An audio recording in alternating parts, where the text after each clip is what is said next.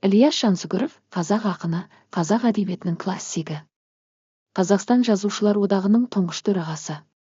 Әйгілі құлагер шығармасы қазақ әдебиетінің классикасына айналған поэма. Ілияс Жансүгіров құлагерді ғасырдың ақыны, күйші Ақан сері қорамсалына арнаған. Шығарма ақын өміріндегі драмалық эпизод, сүйікті тұлпарының өлімі туралы баяндайды. Құлагер поэмасының идеясы қазақ халқының еркіндігі мен тәуелсіздігі үшін күресі, туған жерге деген сүйіспеншілігі мен адалдықты дәріптеу. Поэмада қазақтың ұлттық құндылықтары, халықтың тарихы мен тағдыры, сондай қасіретпен күрес кезеңіндегі адам бойындағы ерлік пен күштілік айтылады.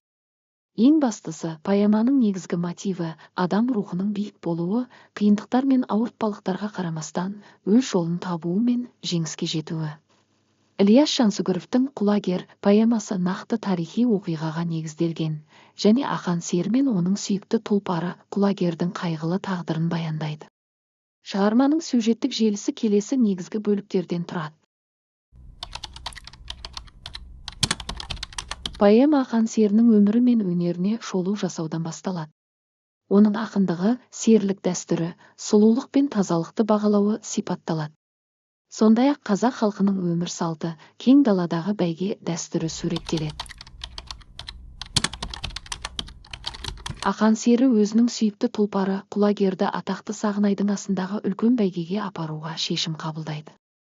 Бұл асқа бүкіл қазақ даласынан небір жүйріктер жиналады.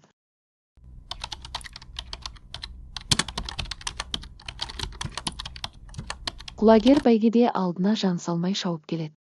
Алайда бай баласы Батыраш Ақан серінің тұлпары жеңіп кетпесін деп іштарлық танытып, жалдамалы жендеттеріне құлагерді таспен ұрып өлтіруге бұйрық береді.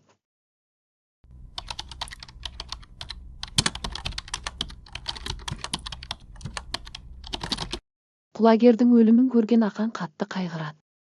Ол өзінің сүйікті тұлпарына арнап зарлы жоқтау айтып, халыққа зұлымдық пен әділетсіздіктің құрбаны болған құлагердің қазасын жеткізеді.